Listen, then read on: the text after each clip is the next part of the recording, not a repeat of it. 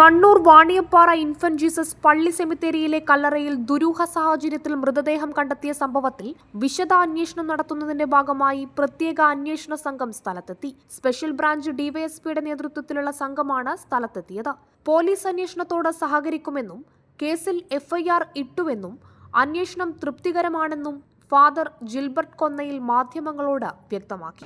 ആ ദുരൂഹതയ്ക്കും ജനങ്ങളുടെ മുഴുവൻ സംശയങ്ങൾക്കും വിരാമമാവുകയാണ്. കാരണം എഫ്ഐആർ ഇട്ട് കേസ് രജിസ്റ്റർ ചെയ്തു.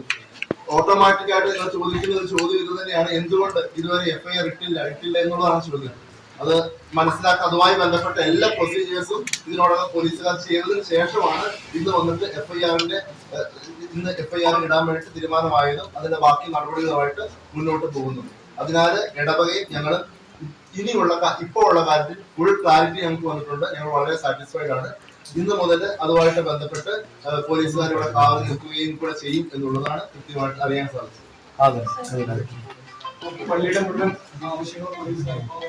നിലവിൽ തീർച്ചയായിട്ടും ഇതിന് കല്ലറ തുറക്കുന്നത് സംബന്ധിച്ച് തീരുമാനങ്ങളുണ്ടോ? അങ്ങനെ ഒരു ആവശ്യം നേരത്തെ നമ്മൾ ഉന്നയിച്ചിരുന്നു. കല്ലറ തുറന്ന് പരിശോധിക്കണമെന്ന്. അതിനകത്ത് എന്തെങ്കിലും ക്ലാരിറ്റി വന്നു? കല്ലറ തുറന്ന് പരിശോധിക്കണമെന്ന കാര്യത്തിൽ കൃത്യമായ ക്ലാരിറ്റി വന്നു. അത് എഫ്ഐആർ ഇട്ടു. ഞങ്ങൾക്ക് അതിനകത്ത് മൂന്നാമതൊരാളുടെ ശരീരം ഉണ്ട് എന്നുള്ള സംശയം വന്നു. ആ സംശയം കൃത്യമായിട്ട് ഞങ്ങൾ പറഞ്ഞിട്ടുണ്ട്. We are very happy with that.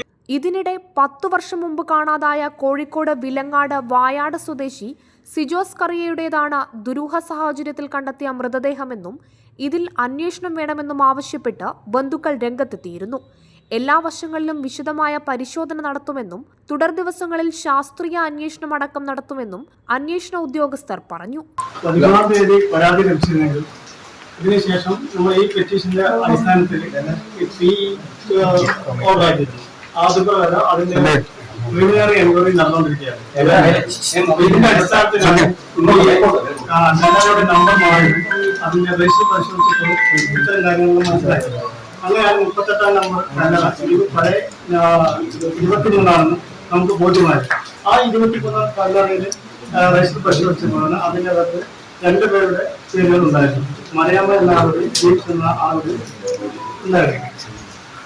അതിന്റെ അടിസ്ഥാനത്തിൽ ഈ 2 പേർക്ക് ശേഷമാണ് ഈ കാര്യം പറഞ്ഞതിന് ശേഷമാണ് ഇക്കാര്യം അച്ഛനുമായി സംസാരിച്ച് കാര്യമെല്ലാം മനസ്സിലാക്കി ആ രീതി ചെയ്യുന്നത്.